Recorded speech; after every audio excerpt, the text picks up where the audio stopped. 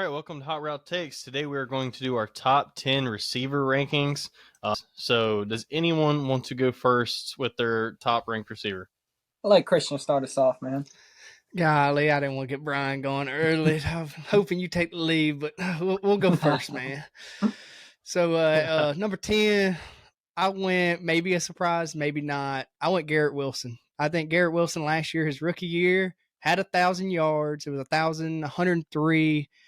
And I just think, he didn't have that many drops, so just two all season. And I think adding an Aaron Rodgers to this offense and actually having a capable quarterback, he had 1,000 with what kind of went on with the Jets last year. So I put them at 10 just because they gotten better. Everything possibly they could have added, they added to this offense. Breece Hall's coming back. They don't know when he's coming back, but then you add maybe this Dalvin Cook that we've been hearing in the mix for this team. It's just going to help Garrett Wilson even more. And they went and got an Allen Lazard. He's actually got, what Elijah Mitchell was maybe supposed to be for this offense. They went and got Allen Lazard to help Garrett Wilson be that true number one. And we've already seen Aaron with a number 17, so I'm just excited to see what Garrett Wilson is this year. I love it, Christian. You know me and you are on the Jets bandwagon. The other guy, our host, we can't really say the same for, but I love Garrett Wilson equally as much. You can even say more because we'll get to him a little later for me. For 10, I'm gonna start out. For 10, I'm gonna start out with Amon-Ra St. Brown. Very slept on guy, I feel like, and Detroit is a place that you don't think bona fide number one, at least since Megatron has retired. But this guy, ever since he's been drafted, he's just put up numbers, man. And Detroit definitely schemed ways to get him the ball because he's become that type of receiver. And I just kind of wanted to show him some love because I don't think he makes this list. There's just a lot of great receivers. I don't think he makes this list on a lot of guys' top tens. But I have a soft spot for him with the undersize and the playmaking he has, and doing that in Detroit. And with not, by no means, Goff is a terrible quarterback, but he's not doing it with the elite guys. So I'm gonna start it off with him at number 10. I got you, Chase. I love that. Giving some Amon-Ra St. Brown love. I love that. I can't say the same for Garrett Wilson, though. Anyway, my 10th ranked receiver, CeeDee Lamb, a very consistent top-end receiver. He's going to put up yards. He's going to put up a lot of receptions. He's a guy who can do a little bit of everything, and he's Dak's number one target. I expect him to continue to produce at a high level. I do think that he's proven himself in the NFL as an elite receiver one. And I think the production really speaks for itself. That's my number 10 guy. At number 9, I could have moved him up even higher than where I got him, but I just think this is a good spot for him, and it's Deebo Samuel for the 49ers. So I got him at 9. Versatile guy. He does a lot for them, even in the backfield if needed. I just think, there's no wide receiver really playing maybe that role that he does with them. So he's got to be top 10 just to me with what he does. And the playmaker, really whatever this team needs out of Deebo, he kind of does for them. That's why I put him at 9. Okay, I like it. Christian, I mentioned I have Garrett Wilson on the list. I didn't have him much higher. I just have him at 9 for me. I love the player. I love the talent. But with just one season to go off of with a carousel at QB, that's why I had to keep him at 9. But projecting and looking ahead to next season, which me and Christian are with this list, we think he's just in for big things. And every day he's going against one of the top corners in practice. He's sharpening his skills that way. And by season start, I just think him and Aaron will have developed a very sound and strong chemistry. And that's number 17 receiver that Aaron has loved for so long will continue in New York. And I think Garrett Wilson has a great year.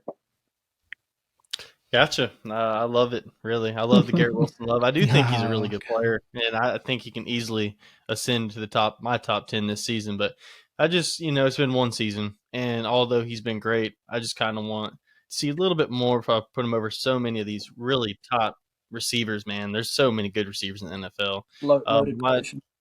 Yeah. My number 9 guy is Cooper Kupp, and he's a little low, but he had a little bit of a down season last year. Dealt with some injuries, inconsistencies all over the roster, really. Besides the play caller, Sean McVay, but Cooper Kupp's a guy that can definitely carry an offense. We've seen him do it. He's an integral part of what they want to do there in Los Angeles, and I'm sure that he could bounce back this year. Granted, with a healthy Matthew Stafford and they keep some of their offensive line healthy, I can definitely see him being a top-notch guy again.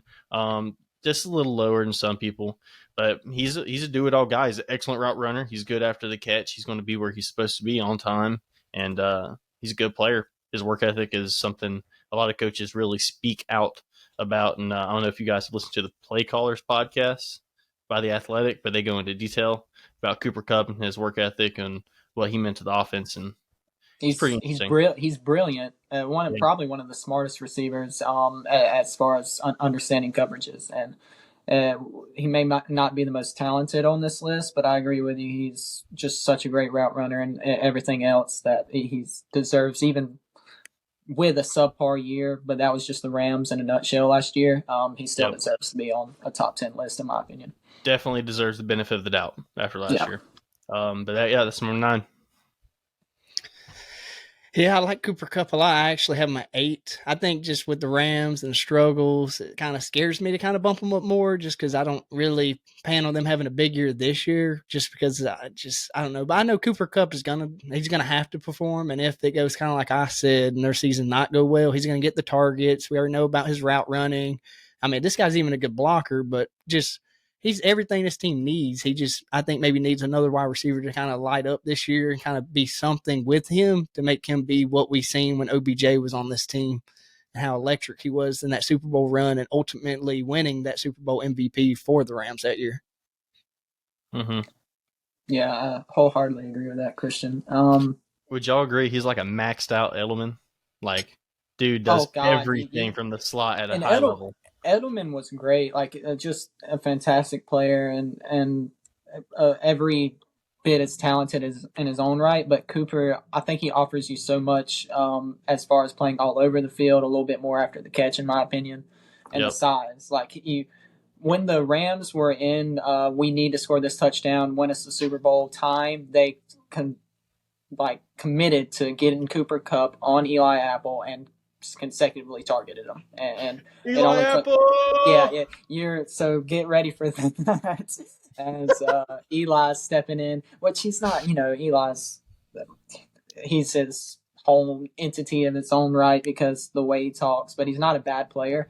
He can't be matched up on the Cooper Kupps of the world, and the Rams showed why that Cooper is the player they believe in, and the NFL knows he is. So. We'll move on to what we are 8 right now. I've got someone that Christian's already listed. I'm not sure if it'll be on Brian's list or not. I would expect him if he is soon.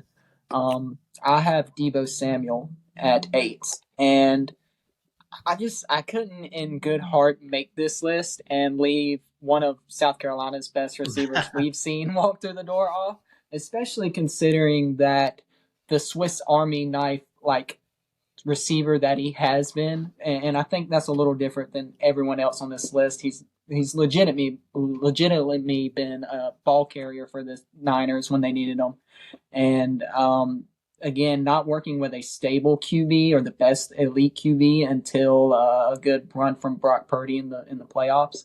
But you can go on with Deebo. He's undersized, but he's strong as an ox. He sheds tackles. He's got a burst to run away from guys after the catch, makes contested catches, just does everything you want, and really a receiver type that you look for when you're building a dynamic offense. Yeah, I love Deebo Samuel. If anything, he is the do-it-all receiver that any NFL offense could use, but there has been a little bit injuries here and there, that date back to his college days, and I don't want to say that and take anything away from the guy, but there was also a little bit of inconsistency, and you can't help it in some ways because the inconsistencies from the quarterback play he's dealt with over the last couple of years. But he was just on my honorable mentions. He just missed the list, man. Him and That's Garrett fair. Wilson both. But I had at 8 Jalen Waddle. And man, you know the stats, man. I mean, we're talking about. Pull them up, man. We love Jalen Right. Waddle around here. We just not as much as you. That's fair. All right. So, real quick, his first year, he broke the NFL record for receptions in the season. You know, that's proven to be a volume target. And when defenses knew what we were doing, they couldn't stop him. They knew the ball was going to him and it was going to go to him quick, and they just couldn't stop it. And then last year, he turns in the most receptions or most yards per reception in the NFL by all receivers and posted almost 1,400 yards and 8 touchdowns as a receiver, too. That's elite. It is big time. By any stat metric, you can back this up. And I understand he's a receiver, too, but most often you be receiver 1. And it's just speed's deadly, man. And when you combine speed with elite route running, it's awfully deadly. And I will say, I think Garrett Wilson is nipping at this guy's heels. And I think it's going to be, there can be right here until one proves otherwise. I just put Jalen Waddle up because he's got another year under his belt right now. But they're very close in my eyes. Okay. Man, I like Waddle, man. It was tough, man. I didn't even really got, like you said, honorable mention. I mean, definitely on my side. The dude's good. Like you said, easily could be a number 1, but I just like Garrett Wilson a little bit more than him at this point. But I mean, I definitely see where you're coming from. But at number 7, I have maybe another guy that might surprise y'all is Tarek McLaurin out of Washington. I think this guy's kind of just been kind of where he's at. He hadn't really got his shine. I mean, he's only 27, and this guy, quarterbacks are, you ready? Carson Wentz, Taylor Heineke, Dwayne Haskins, and just now got Sam Howell. And I mean, crazy enough, even with these quarterbacks, this guy had 3 straight seasons of 1,000 yards. So I just think with Sam Howell coming in and the new OC coming into town, he's got to have be the number 1 target on this team. And I'm just like, we've seen what OC's offense was. We're actually going to see, I guess, how much the new OC played into that coming here. Will we see maybe, that much passing out of this team? I really don't think we will, but I mean, they have plenty of weapons on this team, and it's kind of a team that doesn't get enough love for the weapons they have here. So I just think this is going to be Scary Terry's year. I think he's going to have a breakout year with the new offense. Sam Howell's, they're going to be down, I think, a lot, so they're going to have to pass. So I just think with those quarterbacks and having 1,000 yards, he's only going to get better if him and Sam Howell can get on the same page. I love that, Christian. Yeah, I liked what you said about the 3 straight 1,000 yards. That, to me, that immediately rung a bell of early Mike Evans as the guy who just put up numbers and didn't really get talked about. And he did it with an inconsistent Jameis Winston in the beginning of his career. And all it took was Tom Brady, a stable Hall of Fame quarterback, coming over for people to start giving Mike Evans a little more love. So maybe if Scary Terry gets that, he shoots up the list for other people. I love him as a player. He just missed my top 10 for me just because how loaded this position is. But I love the ranking, especially with a better season at quarterback play for him. So moving on to 7 for me, I have Cooper Kupp, which both of y'all have touched on. I think we do this list a year previous. He's in my top 3 probably, coming off that Super Bowl run. Everything y'all touched on before, the route running, the yards after catch, the intelligence of understanding coverages on the football field and where to get to in zones. Everything's at an elite level for him. And I just can't, with as bad as the season was last year, I can't with good faith move him off the top 10 just because of the Rams just debacle last year. I mean, they got their Super Bowl, they got what they wanted, but I don't see just extended misery, especially for Cooper Kupp. They may not be a great team again, a Super Bowl contending team again. I don't think any of us like that, but with a healthy Max Stafford and a little more fortune in the injury department, he can still put up plenty of good numbers. So I'm going to put him at 7 for right now on my list. Gotcha. The Rams are a complete mystery bag this year. There's no way to. No bigger question mark in the league, in my opinion. Like, they could they could make the playoffs as a 10, 11 win team, or they completely fall apart, injury, and be picking top 3 in the draft next year. It's such a mystery. Well, they'll trade that first round pick for sure. Yeah. But yeah, at 7, this is kind of my surprise one, if you will. I got DeAndre Hopkins here, man, and he had some down years in Arizona, but I just can't put it on him. I think this guy is still elite, and I think if he gets put in the right offense, he can put up monstrous numbers, given health. Did you make this list before he signed with Tennessee? Because yeah. Okay, so in Tennessee, I completely forgot. There's been so many moving parts recently, but in Tennessee, I think he can still put up big numbers if given the targets, and he will be given the targets, and it's just a health factor. I still view him as an elite weapon. I still think he's a elite route runner that can go high point the ball, and he catches everything. I think we can see a Larry Fitzgerald like into this guy's career and just be a top 10 receiver for the next 4 years, even though he's already up there in age. I don't want to down the guy. Arizona's been completely dysfunctional the last 2 years. So, yep, DeAndre Hopkins at 7.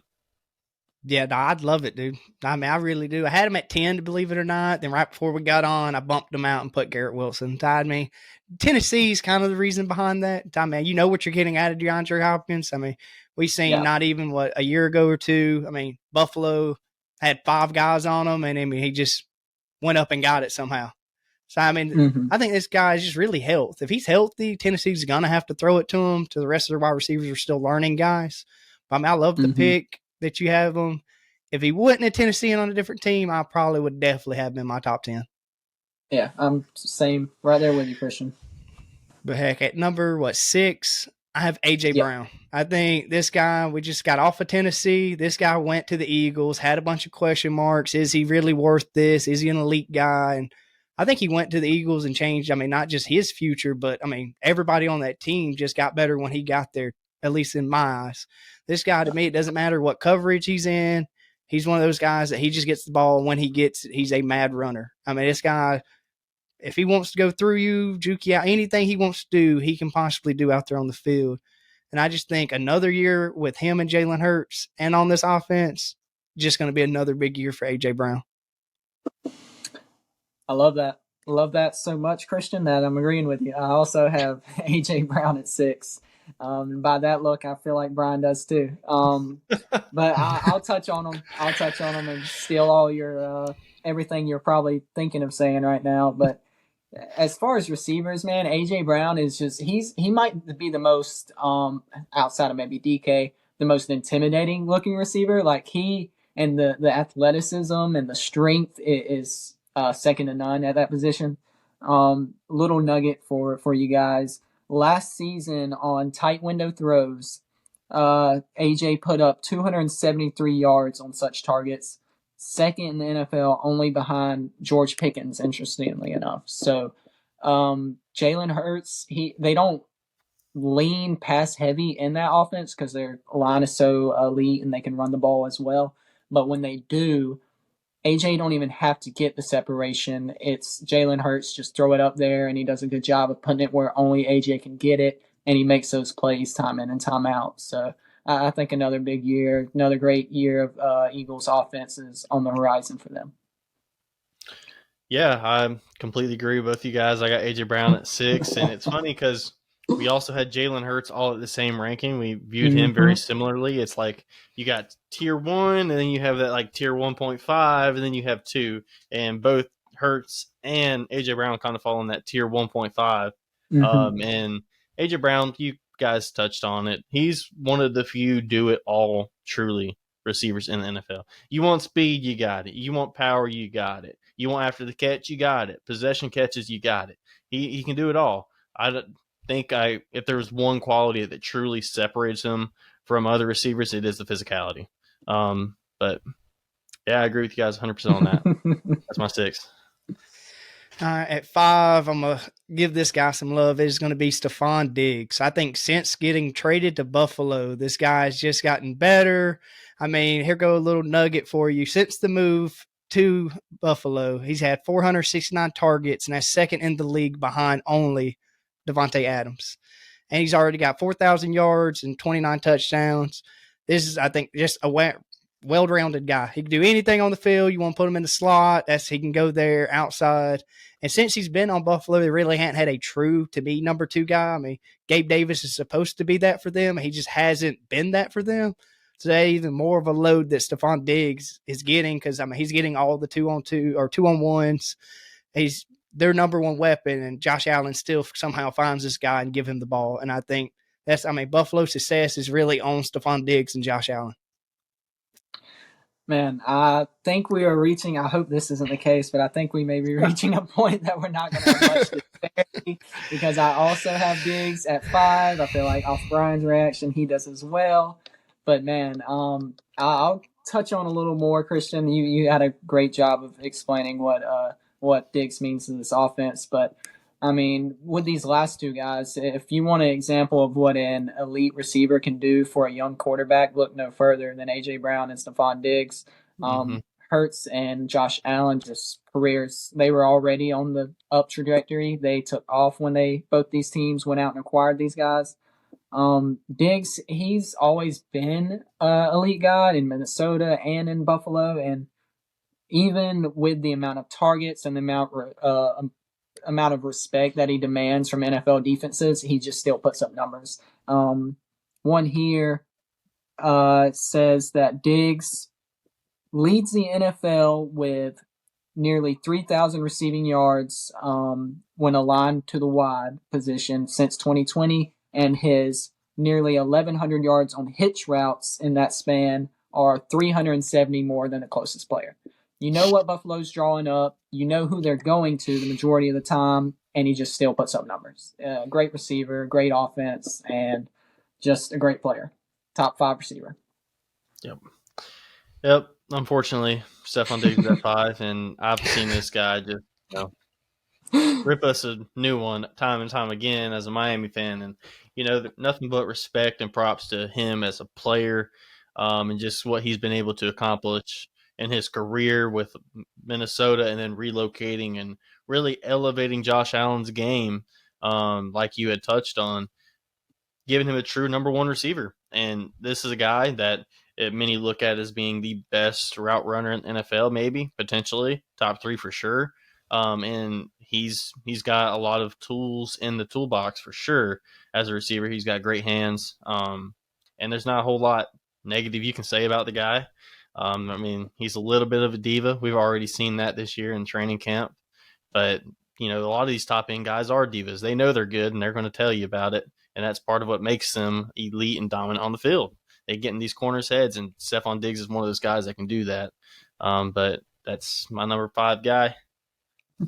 Let's change it up, please, Christian. I think we're going to with my number 4. I put this guy at number 4 really because we already hit it on the guy opposite of him in this list. That's why I bumped him down more. I think he's still going to get the production. It's just going to be at a smaller maybe than what we've seen, and that is Tyreek Hill of the Miami Dolphins. I put him at 4 just because I expect Waddle to have a bigger year than what he did his rookie campaign. So that means Tyreek Hill would have to get less.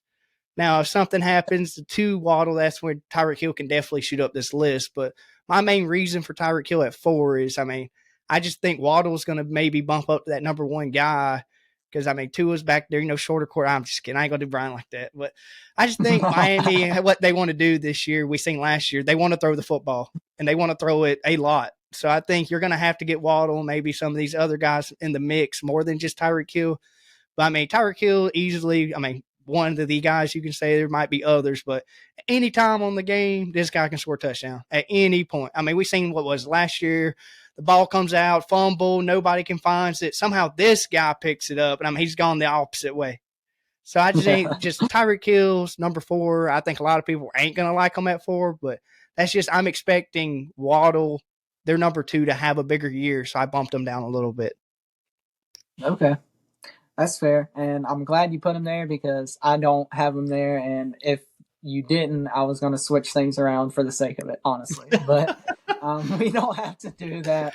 My original number 4 guy and the guy I still have here is Devontae Adams. And I think last year going in, I have him number one. I would love to still have him there as far as talent, the complete receiver and all. It's just Vegas. Vegas is, to me, going nowhere. I don't believe in Jimmy G or in that division making any noise, but Devontae's still him. Like, he's going to put up numbers. They'll target him. He'll do his thing. But at the same time, it's going to be to an extent. Last year, the Raiders faced cover 6 at 17%, compared to the rest of the league, was an average of 13, where they're clouding Devontae's side of the field just so he don't make explosive plays. It's going to be more of that same, and they're just going to have to lean, as we've touched on in the previous pods, on a strong run game with Josh Jacobs, because that's going to be the approach most defenses take, in my opinion. But that being said, Devontae, he'll just still put up numbers anyway because he's that good. And I'll move him down to 4 because the other guys, I think, are there in talent, and they have the good QB to take them even further. So that's the only reason he's below these other 3. Gotcha. Unfortunately, I have Davante Adams at 4 as well. I'm not going to beat the dead horse, but he is an exceptional route runner. You know, I have him here a little bit lower than I had maybe in previous years, just because, like you said, the environment that he's in, I do expect a little bit of a drop in production. He's getting a little bit older, so that, you know, it's just kind of a crappy situation for him to be in. I don't know if it's an ideal fit for him to be there right now, you know, but I don't know if the Raiders are truly honest with themselves right now and where they are with their team and their team building process. But yeah, Davante Adams, he's a number 1. We all know it. Elite receiver. We all know it. It's just the environment. So number 4. At number 3, I have Ja'Marr Chase. I put Ja'Marr Chase here. I think this is a good spot for him. I mean, with the weapons they have on this team, with the T. Higgins and Joe Burrow being there, and they already had kind of a connection, it's just better for this guy. Big physical guy, kind of what we hit it on with A.J. Brown. I feel like him and A.J. Brown are very similar in play stats, you maybe can say. But, I mean, Ja'Marr Chase, just we see what he does on one-on-ones and everything else. I mean, hate to bring up this to Chase, but we've seen what he did to Baltimore. I mean, this guy can beat a team by himself if he really needs to. And a little stat I found that's pretty interesting to me is, where's it at? Just Chase over his 2 seasons in the league, and Joe Burrow and him had generated a 112.4 passer rating. These guys have the connection. If he throws it over there, he's going to catch it. To have Ja'Marr Chase at 3, I mean, hopefully Joe Burrow comes back. We seen the injury the other day, but I still think with anybody, this is one of those receivers. It don't matter who throws him the ball, he's going to produce. Yeah, I like it. I like it a lot, Christian. For 3 for me, I have the guy you just listed before, and Brian's favorite guy, Tyreek Hill. Man, I thought so much of him in Kansas City, but at the same time, we all have Patrick Mahomes as our QB1 in the league. Part of me just wondered how much of that was Patrick Mahomes. Well, Hill's first season in Miami just blew the roof off the place and like opened my eyes to how talented this guy is. Like, he is the epitome of planning and scheming for a defense. Like, you have to know where he is on in the field every single snap. And when he has the ball, it's electricity every time. Like, it's a threat for a home run every time. And taking Tua's game to another level, and the pair, which Waddle is a great receiver in his own right, but Hill is just a different animal, and we saw it last year. That's why I think they make up. Chase and Higgins are a strong duo, but I think they, for my money, are the strongest 1-2 receiver punch in the league. And when the Ravens and all of us watched that game last year and got up to that comfortable lead, and all of the question marks about Tua airing out the ball coming into last season, that got answered in that game very quickly when Tyreek Hill got behind our secondary multiple times. And he just continued to do it all of last year. And with a healthy Tua next year, I just expect more of the same with a great play caller and McDaniels scheming things up for him all season. Yeah, I love a lot of that, Chase. I'll give my Tyreek Hill take here in a minute because right here at number 3, I got Ja'Marr Chase. And Jamar Chase is, I like the comparison, Christian, to A.J. Brown. Very physical guy, maybe a little bit smaller, but he's faster to make up for it. And he's got burners for sure. Believe he is a 4-3 guy. Might be a 4-4 guy.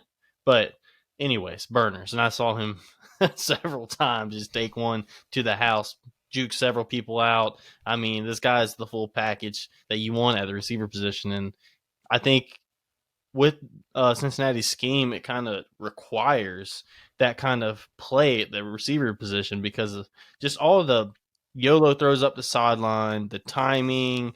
You got to be able to win your one-on-ones in that scheme, and he does time and time again, no matter who's across from him. He's just the elite receiver, and he's just going to keep producing with Joe Burrow for who knows how long. So he's going to be on this list for a while. Long, if you're asking me, I hope not a long time, but he is. Sorry, he's Chase. going to. No, he's going to. There's no denying it.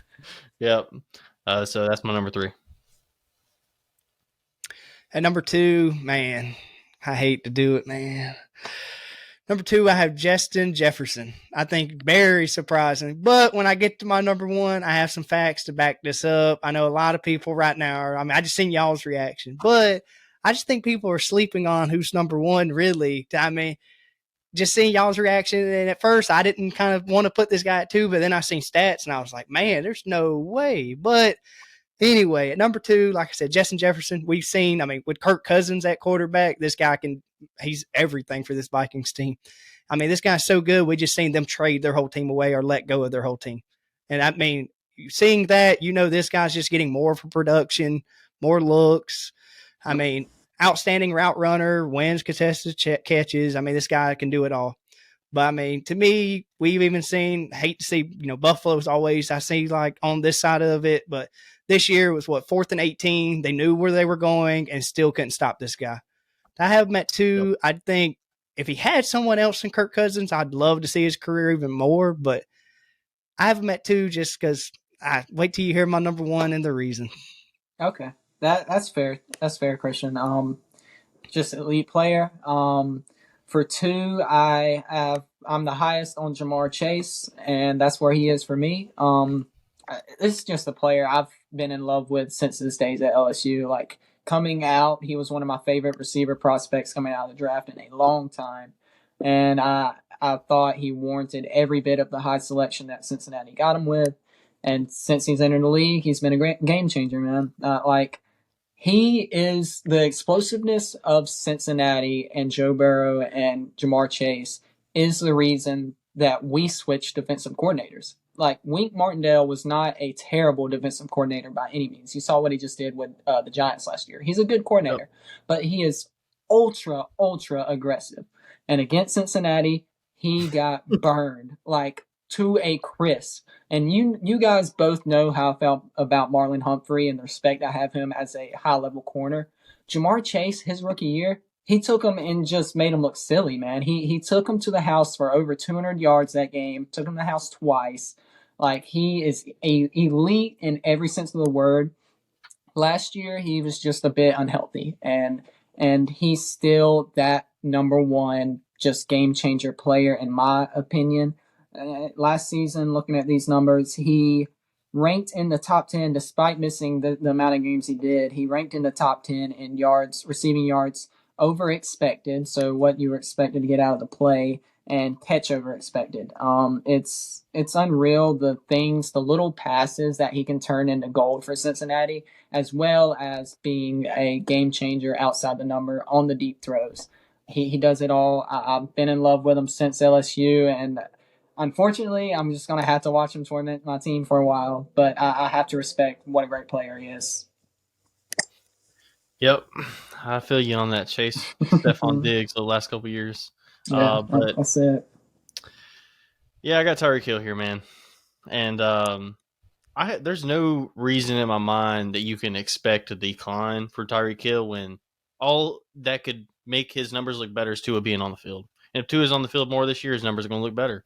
And there's just another year. This was his first year in the offense, I guess you can make the case he's another year older, but having Jalen Waddle only makes Tyreek Hill more dangerous. And Tyreek Hill for my money, is the most dangerous receiver in the NFL. There's some things, that he has limitations. He's a smaller guy, and he's not contested. He's not going to win a whole bunch of contested catches. But like as far as like what Chase touched on earlier, you got to know where he is, because if you don't account for him, he's going to wreck the day. Like defensively, you're going to be lost. And having a guy like Hill or Waddle on the other side just makes it even more of a struggle to try to defend. And then you add in some complementary pieces to the offense that we didn't have last year, like some blocking tight ends, a Braxton Berrios, a Robbie Chosen-Anderson. It really just sets the scene for Tyreek Hill to maybe have a better season. You've heard him. His goal is 2,000. That's lofty. It's lofty, but in that offense with everyone healthy, it's so reachable with the talent he is, man, because he's that dynamic in a 17-game season, especially now. Yep. And last year, I think, it was proven that you could feed two number one guys. You can feed both of them enough targets to satisfy them, and that's what happened in Miami. I expect it to be the same going forward, and Tyreek Hill's a dominant receiver in the NFL. Number 2. Number 1. I think you know who I've left off my list, so I think y'all know where I'm going with number 1, but it is Davante Adams. And I think a lot of people think the Raiders, this guy's not going to produce, but I think, like I said, I dug deep into these guys, and Davante Adams impressed me the most just with, let me see, last season, no Aaron Rodgers. So you think play's going to drop by this guy, but without Aaron Rodgers, he caught 100 passes for 1,516 yards and 14 touchdowns. That 14 touchdowns is 6 more than Jefferson had with the Viking. He averaged, 2.4 yards per route run. Over the past 3 years, he led NFL and PFF receiving grades in yards and route ran. Second place is Justin Jefferson. I mean, this guy's beating them in everything. In stats, touchdowns, PFF. I mean, I love them. I think they do great work. So I went there, looked at their stuff, and seen this guy's above them in everything. And I think he's kind of going to be like what we said with, to me, what I said with Scary Terry and DeAndre Hopkins, both of them guys, and now him. I think it's going to not matter who their quarterbacks are. Never. They're just that good, that elite. This guy, I mean, just when Baltimore had their whole problems with corners, we seen them line up 2 corners on Davante Adams, and he still ate that game. So I don't think it matters who his quarterback is, who's helping him. I know they lost Darren Waller, but I mean, he was hurt all year anyway, so I don't think that's going to help him in any way. But I just think we've seen what Josh Jacobs has kind of been there. They hadn't re-signed him at this point. And if he doesn't get re-signed, and I just think personally, with me being a fan of their division, of having a team over there, we're going to score. Every team in that division is going to score a lot of points. If not, I know the Chargers and the Chiefs are. So you're going to have to pass to keep up with them. Mm-hmm. And that's just going to help Davante Adams get more touches and more yards. And ultimately, I just think he's still the best guy in the league right now. That's really fair, Christian. I desperately wanted, because I still believe in the elite talent that Davante is, man. And if you're going off track record, he's got the longest. Like, he's been doing it at the top level for the longest amount of season now between these top guys. Albeit with Aaron Rodgers, he still just was winning every matchup you put him against, man, and putting up numbers. But just because of the situation he's in and the projection for 2023, that's the only reason I had lowered him below my top 3 guys. For number 1, I think me and Brian's this is the only guy left. You had him at 2. I've got Justin Jefferson. It's hard to describe what a true wide receiver 1 looks like, because there's so many different variations of it as far as size, speed, route running, right? You can be elite at one of those things and put up numbers to make you a wide receiver 1. Justin Jefferson is just all of them. All of them, does them all elite, and he's got some great numbers to back it up that I want to pull up here. As far as last season, he had 6 more receptions than any other player on passes with less than 50% completion probability. So the catches that you think have no chance in the world of being completed because Kirk Cousins had immense pressure in his face and he just threw one up praying for Justin Jefferson to be there. He made all those catches, man, more than any other receiver. The Vikings faced the lowest rate of single high coverages in the season last year, and that's all because of him. He's the threat. You have to take it away, and no matter what corners wanted to do, they didn't have an answer. He had the most yards against single high. He had the most yards against press coverage. No matter what defense you run, he put up numbers. It's unreal talent. It's dedication to work ethic and being great. And he's going to continue to be great. I don't really foresee him, even with a subpar year and Kirk Cousins being injured or something freaky happening in Minnesota, he can't go much lower than like a top 3 in my guy because his floor is just so high. And the ceiling is a little bit more so with everything he can do than the others for me. So that's why he's my number 1. Yeah, Chase, I'm right there with you. For me, I thought it was clear cut and dry, number 1. Yeah. Justin Jefferson, like you said, he can do it all of it at a high level. He's an elite route runner. He arguably has the best hands in the game. You can say him. You can say D-Hop. You can add in some other guys there if you want, but guy's got remarkable ability to track the football and catch football, and Buffalo knows it. That was an incredible catch, and it was probably the highlight of the year last year as far as a single play. But he can do it all, and he did put up 1,800 yards last year, which is insane, phenomenal.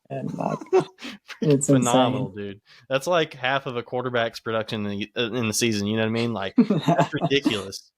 That's ridiculous. I don't think the top receiver in Baltimore last year had. I'll have to look at Mark Andrews and what his receiving yards last year. But as far as what receivers did, no, we didn't have an 1,000-yard receiver last year, albeit helped with Bateman and all this stuff. But like, that type of production is just more than entire teams. Like it's unreal the numbers he puts up, man. And that's why for me, I'm with you. It wasn't much of a like tough choice. I respect the talent that 2 through 4 is for me, and Adams, Chase, and Hill. I respect those talents, but they haven't put up that like eye popping of numbers that Jefferson has.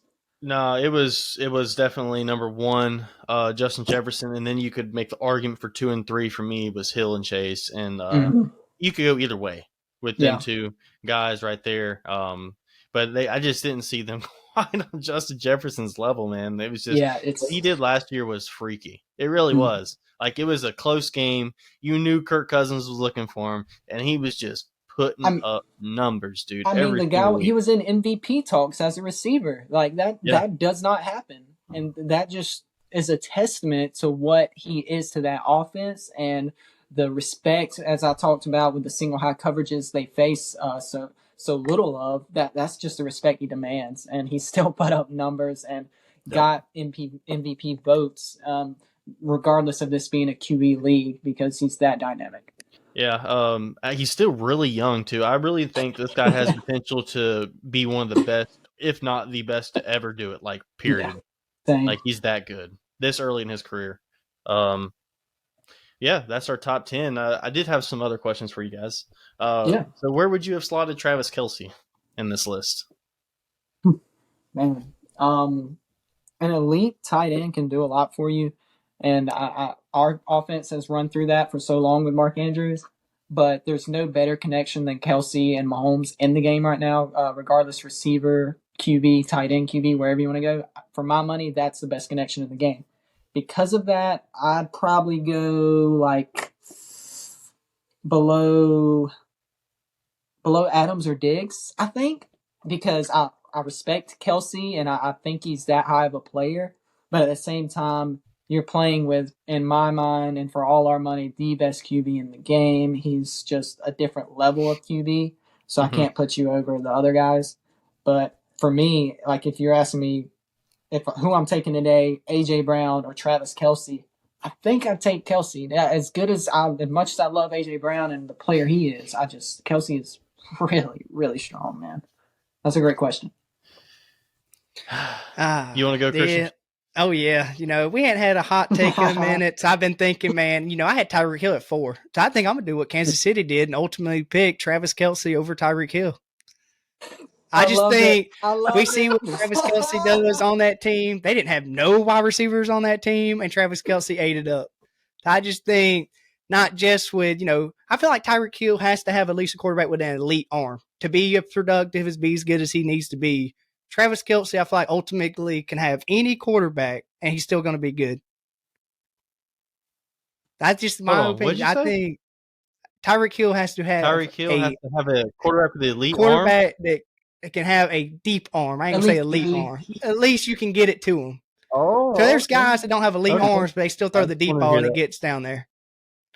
Yeah. I got to see Tua. We'll have this little talk real quick. Tua has to play a whole season for I call him elite anything. At least a full season. And then hey, you said it, not me. You said it. Well, as I changed it because I see you grinning over there. It has a above average arm that can throw it deep. Tyreek Hill has to have that. Travis Kelce does not.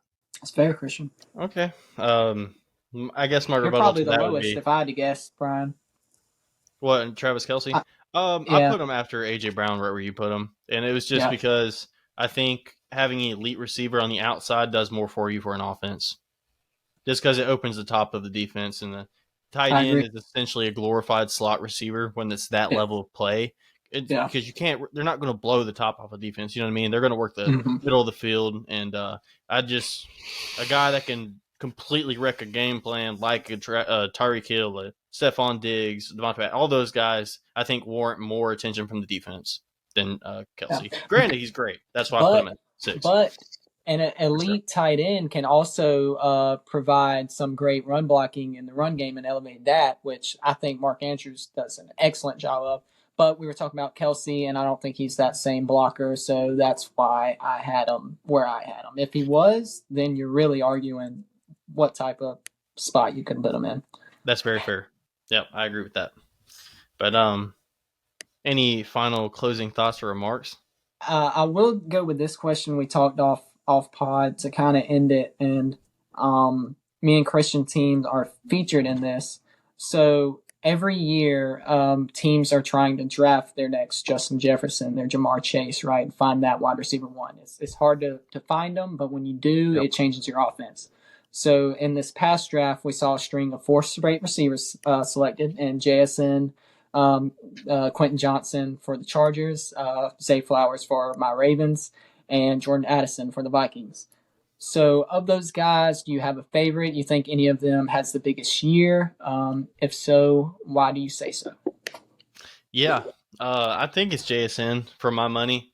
And I think it's JSN just because I think he went into the environment that best suits him as a player from the jump. I mean, he's going to be he's already not the fastest guy out there. He's not a burner. And so putting him into a situation where he would have to win outside more often, he might have had a little bit slower start to his career. But because he's going to jump into a situation that has a DK Metcalf outside and a Tyler Lockett, and he gets the freedom to kind of play inside or outside and just, bring early on the third option in the offense until otherwise proven. I think he's just set up for success, man, in that offense. I think that's the next layer to the offense as well, because they're going to have the running game, which Kenneth Walker and Zach Charbonnet are banged up right now, which sucks. But I definitely expect him to have a major role in that offense this year. And if Seattle is to make some noise, it's going to be a large part of it because of JSN. I've been, stuck in the training camp world of the Chargers, and I'm not going to lie to you. Quentin Johnson is looking amazing. I was not that big on this guy, but, man, he's looking good. And out of all 4 of these guys, I mean, we both, all of us have said he's got the best quarterback. So I just think with the best quarterback, it's just going to help this guy even more. And kind of what Brian just hit on, this guy can play anywhere for the Chargers. So I just think we're going to make a lot of big plays, and he's going to have to be a part of them. And, I mean, we've seen him already with, JC on him. Granted, JC's coming back from the injury, but he's 100% healthy, what I've seen out there. And he's kind of – Quentin Johnson is surprising. No drops. That was the big thing. Oh, he's going to have drops. Training camp, no drops, dude. He's not dropped the ball, elite speed. I didn't think he was that fast. We had the whole 40 time. I was like, it's nothing like that, I wouldn't think. But I'm just seeing this guy run now in training camp, and, I mean, he's blowing the doors off of some guys. Burner. Well, I love it, Christian, because – I'm stuck in Ravens training camp world, and I'm drinking a purple Kool-Aid with Zay Flowers. I don't think I'm gonna pick him as the biggest year, but every Ravens beat reporter, every Ravens coach that I've heard from just can't say enough glowing things about Zay Flowers.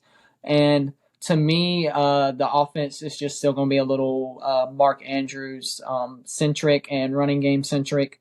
And they'll focus on more of the veteran additions as far as receivers to have. Zay will get his opportunities, but I don't think it's in the same size that Johnson and JSN get it in.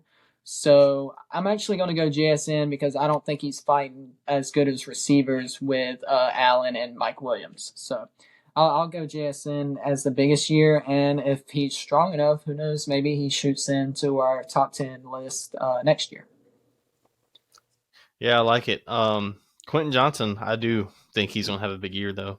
I think, with the health of Mike Williams, Keenan Allen being up in the air year in and year out, I think he is poised to have potential breakout games and just kind of show what he's capable of this year and give Justin Herbert the deep weapon that he needs to really maximize his potential. So I'm definitely in on Quentin Johnson. I'm definitely in on JSN. I was a little bit more skeptical on the other two coming out. I like Zay Flowers a lot, but I think there's just a little bit more questions to what his game will look like in the NFL. And I'm excited to see what that answer is. I definitely think he's a talented guy. He's very quick and agile, fast. He can become a Jalen Waddle type player, but that's easier said than done. We've seen lots of fast guys come into the league and not quite be that kind of player. So he's got to kind of prove that. John Ross just retired a week ago, and he's got the fastest 40 times. So this is a hard position to develop number ones at.